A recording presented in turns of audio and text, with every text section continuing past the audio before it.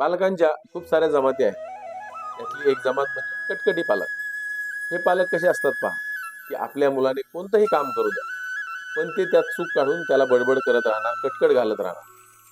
मग ही गोष्ट करत असताना ते कधी हा विचार करत नाही, "अरे, या गोष्टीचा माझ्या मुलावर काय परिणाम होईल का? माझ्या कुटुंबातलं वातावरण तर बिघडत नाही ना? आणि मला ज्या माझ्या मुलावर संस्कार करायचे ते तर योग्य होत आहेत ना?" याचा विचार ते कधीच करत नाही. आणि ह्या भूमिकेमध्ये साधारणतः पहा आई आणि वडील हे दोघेच जण असतात.